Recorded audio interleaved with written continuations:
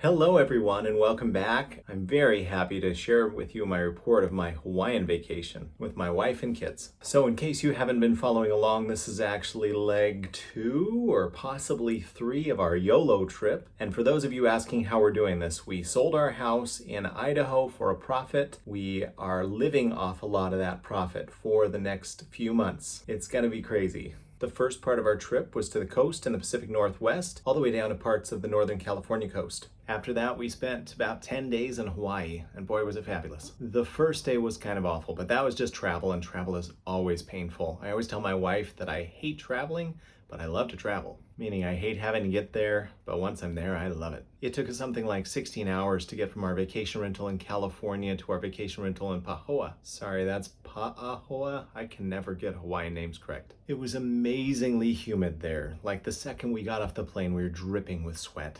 We went to get our rental car, and that was where the troubles began. I don't feel like I should have to say this, but to all the rental car companies, if I pay for a full-size car, I should be getting a full-size car. And don't try to pass off that red Ford Mustang convertible to me. Every single rental car I've ever gotten in Hawaii, they've tried to do that to me. Do you want the red Ford Mustang? Ooh, it's convertible. No, save that for the newlyweds. I have a family of 5. I paid for a full-size car, and they gave me a Nissan Sentra, which is mid-size at best. We all ended up with luggage on our laps on the 2-hour drive from the Kailua Kona airport all the way over to Hilo. So the next time I get a car in Hawaii, I am going to pull out my phone right then. I'm going to check the make and model and the size. And if it is not a full-size car, I'm going to let them have it. I paid for that. I should not have to fight for what I paid for. Boo, Alamo, boo. Now that I got that off my chest, we can move on. Like I said, we were in Pahoa, which is south of Hilo and kind of a rainforest area. Very humid, very hot. It was not in a city, not in a resort, not by the beach. It was in the rainforest, and critters everywhere, animal sounds all night long. There was no air conditioning. The only way to survive was to leave the windows wide open. With all those animal sounds, I thought I would never get to sleep. Listen to this. They did mostly calm down. Not completely, but mostly. And I did sleep better than I thought I would. There was a friendly gecko who lived behind the plug behind the TV in the wall. Hi, Mr. Gecko. Those are considered good luck in Hawaii since they eat bugs. The next morning, the batch of critters was different, but they were still there. There were chickens pecking in the front yard. That was a nice touch. Good job to the homeowner on including those chickens. It was a really beautiful yard and a delightful little house. The lack of air conditioning really killed the vibe. My wife even joked that she wanted to go somewhere and get out of the house just so she could sit in the car and use the air conditioning there. There were definitely days when we were a little miserable in that house. And the upper floors had no window coverings, no drapes, no blinds, nothing. Even in the bathroom, there was a huge picture window. There was enough tree cover that we believed that nobody could see us when we changed. We had no other choice. The biggest problem was the light. As soon as sunrise hit, we had to wake up. The sky's awake, so I'm awake. We started out at the Panaewa Rainforest Zoo and Botanical Gardens near Hilo. Lots of cool animals. It's a small zoo, even smaller than the Eureka Zoo in California, but the price is right. It's completely free. They run on donations, so we made sure to put a bill in the can before we left. We ate at Tetsumen Ramen, which was pretty tasty. We went to the Kaumana Caves, which are lava tubes. The ground is slippery, the ceiling is very low, it can be dangerous. So if you decide to go there, wear good shoes, bring good flashlights, maybe wear a helmet, or at least watch your head. We went to the Wailuku State Park after that. It's based around a river. We saw the boiling pots and Rainbow Falls. The boiling pots are supposed to look like they're boiling after a storm. I don't think we got to see that part. Rainbow Falls is beautiful, but there is a problem with it. There's this tiny viewing area, and the only way to see the entire falls is to go right up into this little corner. And so everybody kind of waits their turn to go up into this little corner to see you past this tree to see the entire Rainbow Falls. The names of these places are based on a myth, how the demigod Maui defeated a giant lizard in this river to save his mother. There are these Japanese gardens next to the bay. They're called Lili'uokalani Gardens, and I probably messed that up too. I'm sorry. I know that's the name of the Queen of Hawaii. Oh crud, I'm letting in flies. I let in fly, I'm a skillet. It was a beautiful place, but I don't know if you could call it a garden at this point of the year. But I do have a soft spot for everything Japanese, so I enjoyed it, completely aside, but this is just a record for me anyway. I also annoyed my wife by repeating a meme to her. Have you ever seen the one that says, "What if we kissed under the completely random thing?" I did that a lot. on our trip. What if we kissed on the fake Japanese peninsula? What if we kissed under the broken shave ice sign? What if we kissed in the entrance to the lava tubes? Ad nauseum. She was mostly accommodating unless she was feeling annoyed with me. Another bit of trivia just for me. My kids used to sing a song called Hey Brother. Hey Brother. And for some reason, this was our anthem on this trip. We made up a ton of variations in the car. We went for shave ice. This was a good place. The staff was very helpful. Everything was tasty. Everyone was happy with what they got, but nobody liked the Li Hing Mui flavor like I do. The next day, it was raining in the morning, but we still went to the Lava Tree State Monument. The sign explains that a few hundred years ago, a liquid lava flow went through this area and burned up all the trees. But as it burned, it formed a cast around those trees, and as the liquid lava flowed on, it left that cast here, and that's what we're seeing today. This was a very pretty area to walk through, and we always enjoy a good game of gecko spotting. We crossed the 2017 field of lava flow destruction to get to Pohoiki Bay. The beach is nothing but boulders, and even though there's a lifeguard station, we didn't feel confident to test the waters when we had nothing to fall back on but this cushion of sharp lava rocks. The waves were really pounding that day too. We turned aside to this little pool, which is a lava-heated hot spring. We all found it uncomfortably hot and didn't do more than put our feet in it. There was another pool a ways back. It did have a warning about bacteria and said, don't go underneath. We were careful not to go underwater and not let any of it in our mouths. It was a nice little dip. It was fun.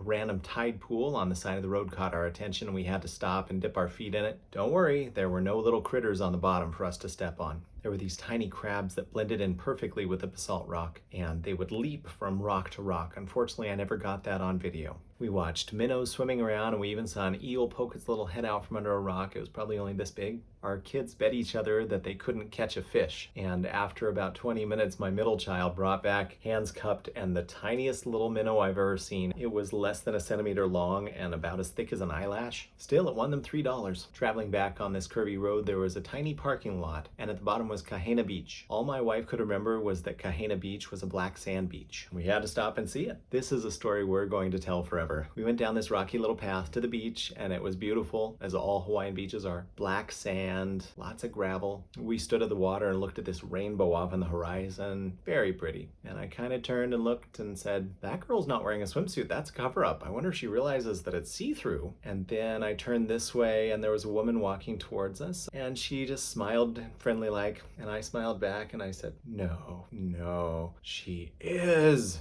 She's naked. And I think my wife noticed about the same time when we both kind of frantically looked around and saw bunches of naked people. Not everybody, it was about 10 to 1. It was a clothing optional beach. In case you're wondering, it was about 80% old people. My wife said, I don't know where to look. Oh. In general, we're not very comfortable with nudity in my family. So my wife says, kids, let's look out at that rainbow again. Gosh, isn't it beautiful? My daughter commented on it once, and I said, just don't make a big deal out of it. That's the trick. And so we didn't, and my kids did a pretty good job with it. We stood in the waves and splashed each other and felt the waves pull us forward and backward and pull at the sand under our feet. Actually, my big complaint was not the nudity. My big complaint was that the waves were pushing gravel at us. It was like being in a hailstorm. Lots of sand and gravel in the waves. So yeah, that's the story of how we accidentally took our children to a nude beach and saw lots of old people butts. The following day was Friday, and we spent as much time as possible up at Volcano National Park. It was very windy. I'm not sure if that's always a feature, but we had to deal with it the whole time we were there. My son, my 20-year-old, he lost his hat almost immediately. We were standing on the overlook to the crater, and we could see it right there. It was only 8 feet away from us, but it was over a several 100-foot drop. I'd rather just pay for a new one than risk that. Once you've seen the crater and gotten over that initial, wow, that's a huge volcano crater, whoa, it's time to move on and do something else. We saw steam vents, we saw lots of overlooks, we saw lava tubes. These were actually the best lava tubes I've ever seen. Most lava tubes have floors of broken boulders that you have to crawl over. This one is a paved walkway with railings on both sides so you don't fall down, and it's well lit the whole way through. Excellent experience. Then we drove a very long way to see an arch out on the ocean cliffs and lithographs, or sacred carvings in rocks. This was easily the windiest place we experienced on the island. Even worse than the crater where my kid lost his hat. And we found this weird plant that has a sound like a baby rattle.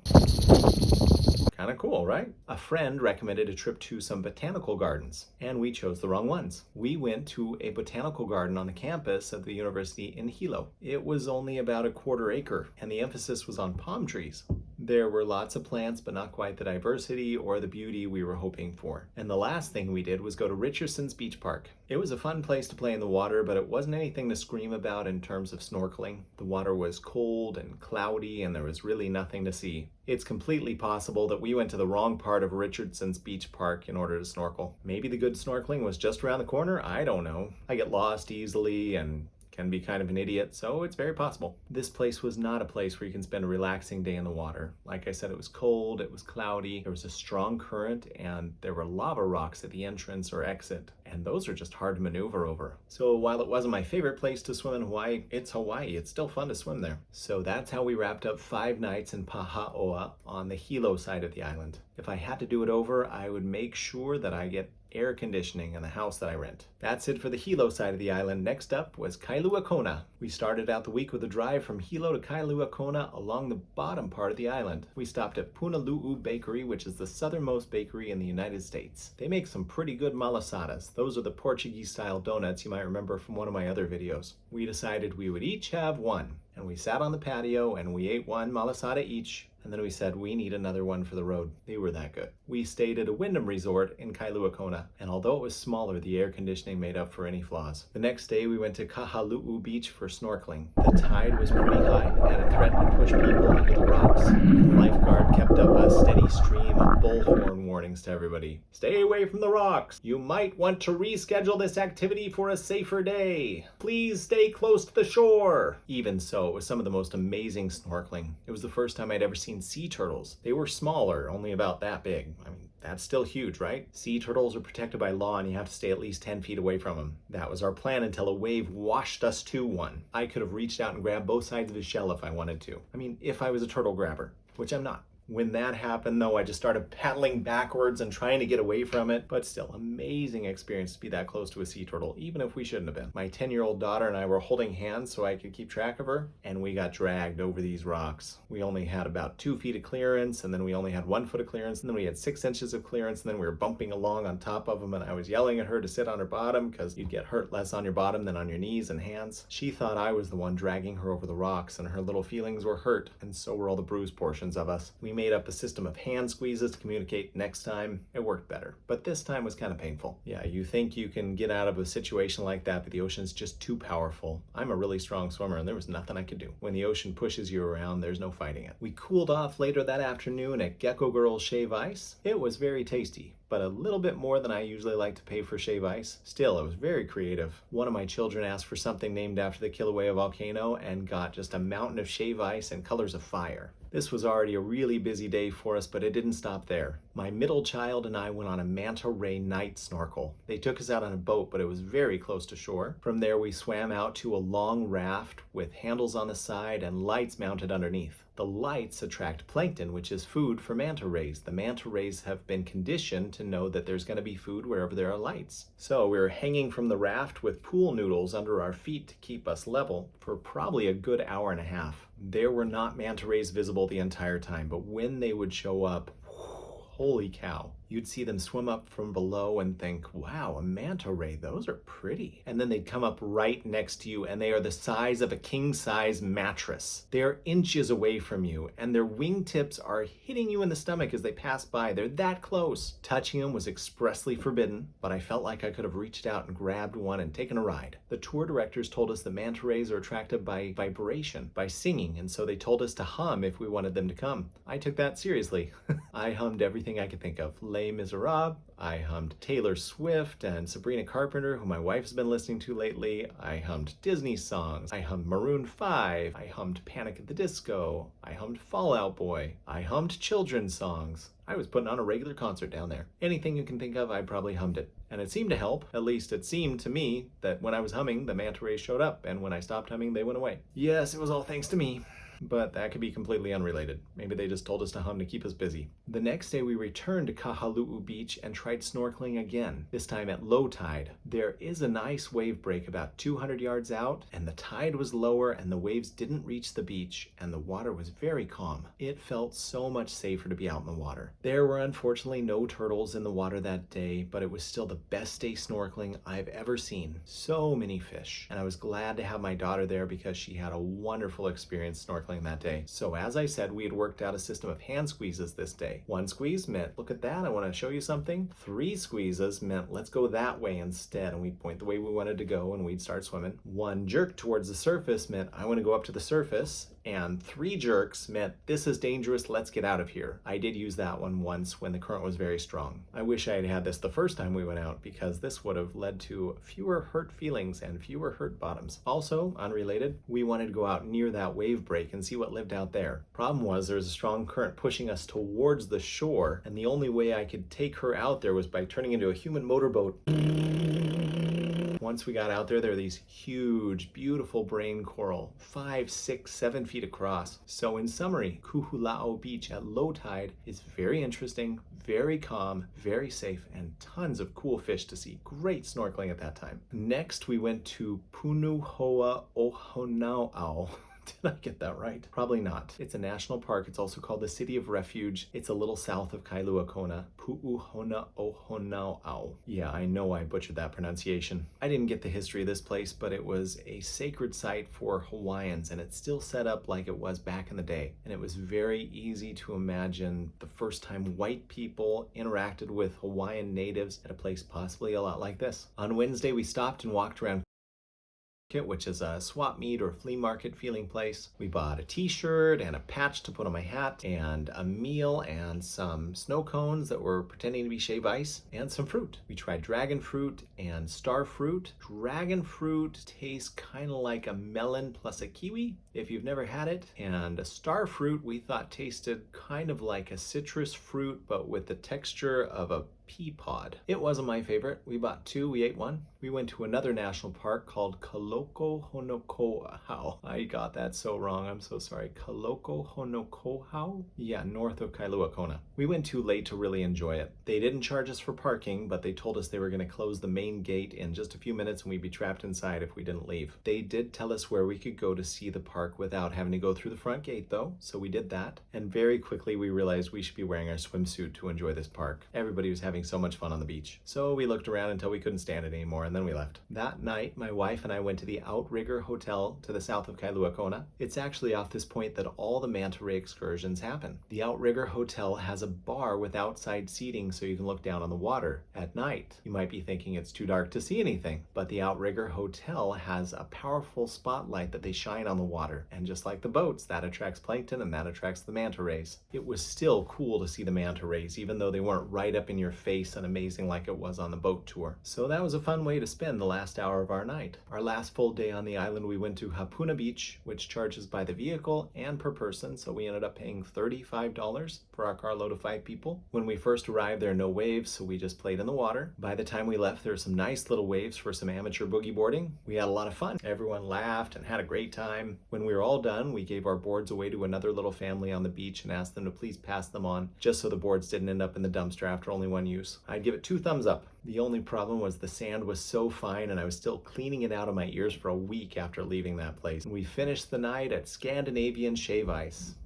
No, it's not Scandinavian. None of the workers there are Scandinavian, and as far as I could tell, it was just shave ice. Normal shave ice. I don't think either of those girls have ever been to Scandinavia. Anyway, we had a great time on our trip, and we hope you enjoyed the footage. I know I'll enjoy looking at this later. Thanks so much for watching. We love you guys. Bye.